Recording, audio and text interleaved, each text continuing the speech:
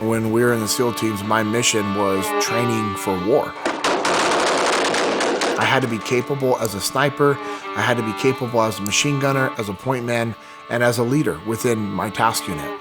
And I knew that there was another person out there training to kill me one day. And it was me versus them. Unfortunately, when I came back from Ramadi, I didn't understand the importance of my mission. And that caused a lot of problems.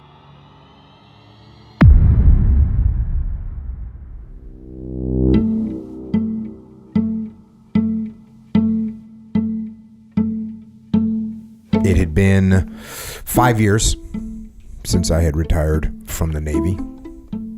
One of the people that I did keep in touch with was Seth Stone. Seth never failed us. That always been with Seth. J.P. had been Seth's point man and his lead sniper in Ramadi. Seth was my big brother. He was, we went through SKT together, we checked in the SEAL teams together, and he always had my back. So one time he sent me a text, and it said something like, JP needs help. Can you take care of him? It was a rough transition. I wasn't building a relationship with my wife. I wasn't being a good husband. I wasn't just being a good teammate at home. When I let that complacency creep in, that's when things start falling apart. I responded to Seth's text with one word, Roger. Or what I figured out when I started thinking through this, that it wasn't really help that JP needed, at least not in the traditional sense of the word. What JP needed was a mission. JP, welcome back, man. Thank you for having me back. I had no idea Seth ever texted that.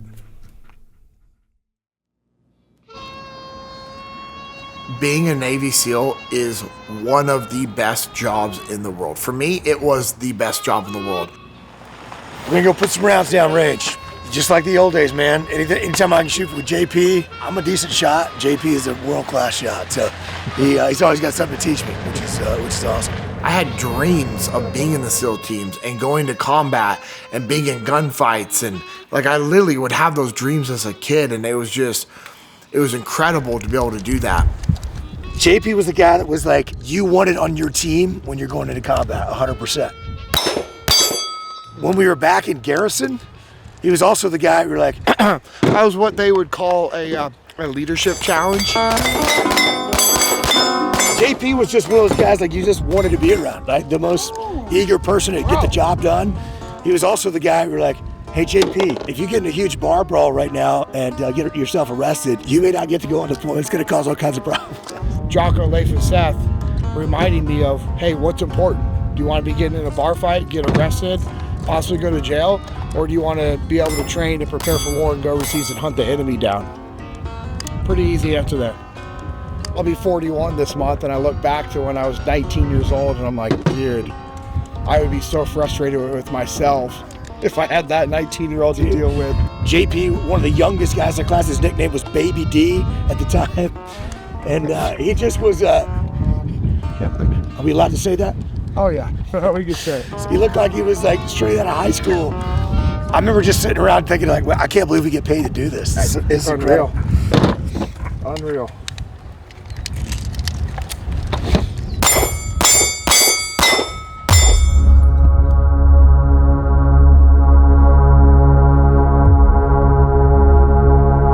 Yeah, Ramadi was absolute hell on earth. It was one of the most violent, war-torn areas I had ever seen. And when we showed up, the very first thing that we did as a task unit, literally as soon as we got there, we went to a memorial service for 13 Marines that had been ambushed and murdered in the streets. And it set the tone. I'll never forget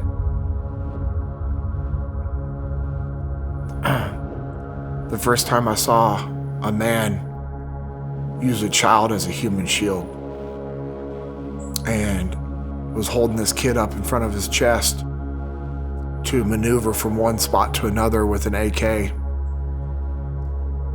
and just zero regard for this little girl's life and her safety and how messed up mentally that was going to make her. 15 months after we left Ramadi, there was a picture taken that I have of the first all-girls school established in Ramadi. When we were there, those enemy fighters were flying their flag over the Capitol building, and there was no forms of education allowed for women and children. And then 15 months after we left, the first all-girls school was established in Ramadi, which is incredible. And to know that we were a piece of that, I'd go do it all over again.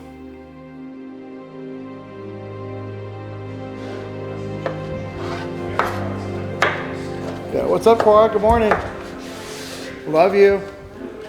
Where are you going? To get clothes. Come here, bedhead. Like this. Yes. This brush is really soft. I love it. It looks so pretty. How do you sleep? Good. What's that hoodie say? Faith over fear. I got out of the Navy because Amanda was pregnant with twins. We were married. Aiden was 4 years old. I wanted to go back to a SEAL team and do a workup and a deployment. But I couldn't do that to Amanda and Aiden and our future children. So I made the decision to get out and focus on my family. Again, it's not what you want to do, it's what you need to do. Those are the things that we have to figure out in life.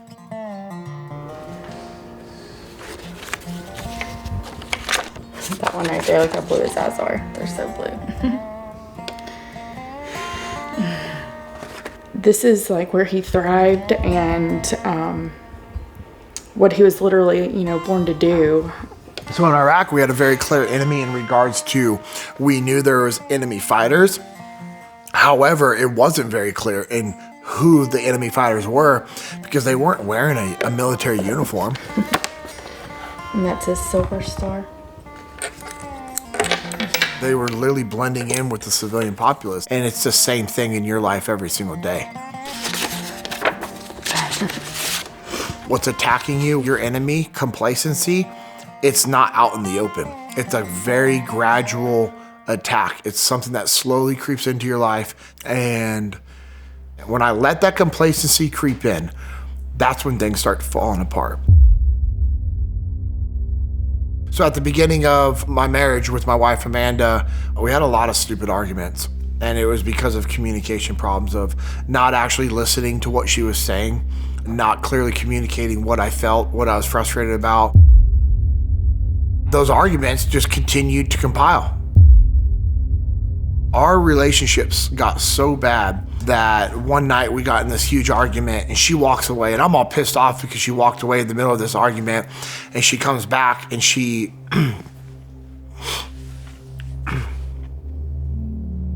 served me divorce papers that she had drafted up for a while. And I didn't know this, but she had actually had those divorce papers for almost 4 months. That night, I grabbed a bunch of bags worth of my stuff and moved out, signed the divorce papers, brought them back to her, and we were divorced.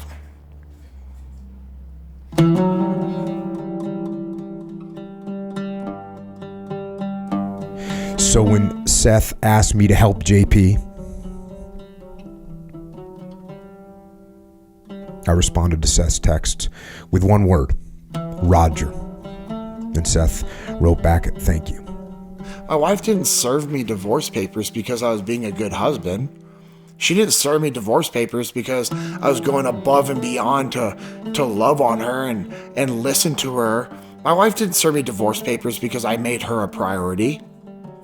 No, she served me divorce papers because I wasn't taking ownership over anything. And I couldn't let that complacency creep in. And I had to do more. I started thinking through this, that it wasn't really help that JP needed, at least not in the traditional sense of the word. What JP needed was a mission. I needed to realign myself with what I was supposed to be doing, and I needed to go out there and get to work. Yeah, let's go. All right, I love you. Good thing she's got her mama's looks. And her mama's attitude. And that was the beginning of his second career.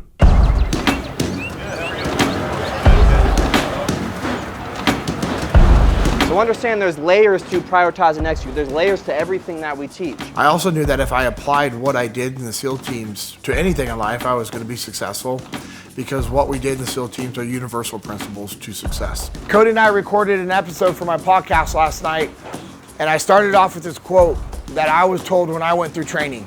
In war, the only effective defense is offense, and the effectiveness of that offense depends on the warlike souls conducting it. It's on you. He was the first instructor we brought on board at Echelon Front, and he has been here ever since. No matter what you have going on in your life, it is on you to set the tone for your team, because your attitude is contagious. And when you can be a part of a mission that you believe in, that provides value to other people, you're gonna put yourself in a much better situation than you were before. And when I saw what you guys were doing here at Echelon Front at the very beginning, that's what I saw. Like, I saw that again. I saw that fulfillment of something that was very similar to what we had in the SEAL teams. And I wanted to be a part of it. And so when you wake up and you say, you know what, I'm going to war with complacency, do you think your family's likely to do the same thing? Because when that complacency creeps in, and it creates so much separation that you're served divorce papers, it's a bad day. So these are things that we have to take serious. Because I promise you, when your family falls apart, it affects you in business. And when your business is falling apart and you're struggling and you're scraping, it'll affect your family as well. And I started focusing on being a good father and a good friend to Amanda. And things started to shift and change in our relationship. And by the grace of God, a year later, we had a second chance. And we decided we were going to work to get our marriage back. And a year later, we got our marriage back. We got our family back. I've seen these principles work in combat. I've seen them work in business, and I've seen them restore families. The only reason why they will not work in your life is because you choose not to let them work. You guys good? Yep. All right, Cody, all yours. Yeah, we'll give you guys 4 to 5 minutes. But he's in a totally different place now. A much better place. And part of the reason for that is because of our friend, Seth, who is always looking to take care of his guys. And who passed the word to me to get engaged.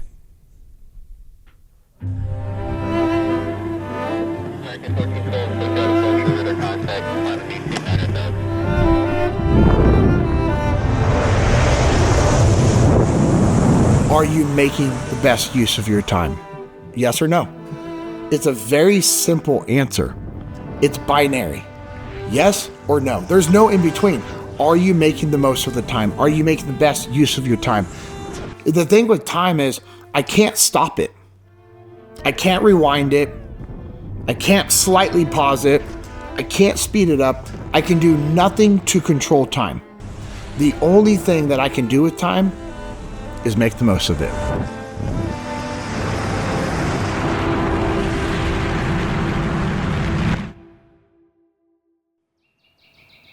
On September 30th, 2017, I was talking with Seth Stone, and he was doing some base jumps, doing some training.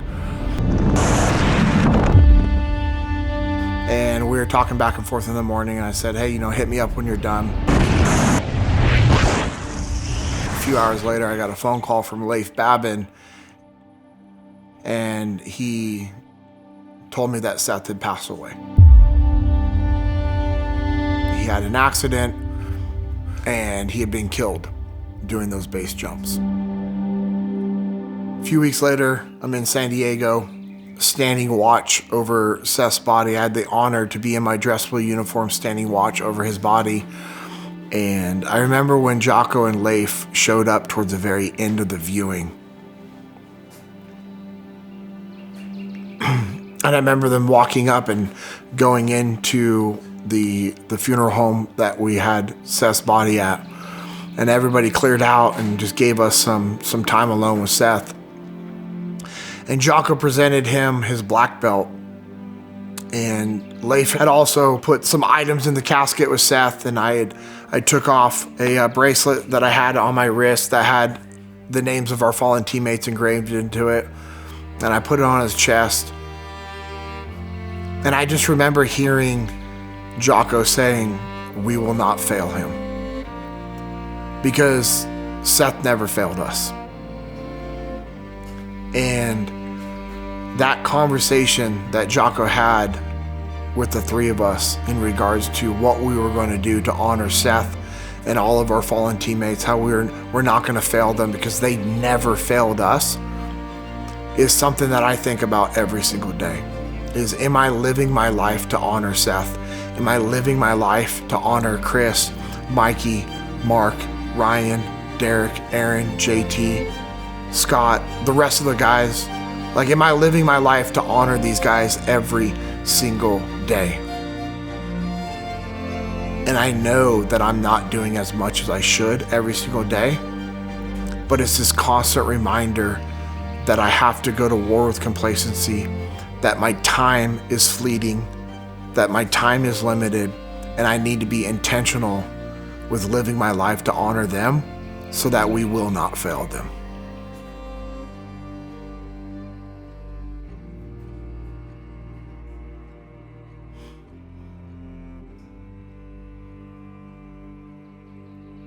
Yeah, that's about it.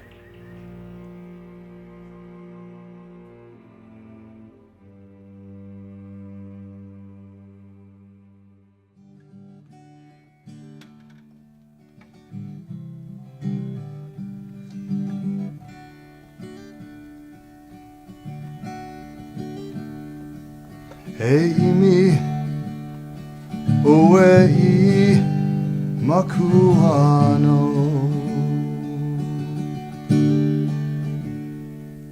Hei ia hoi o I ka pena ho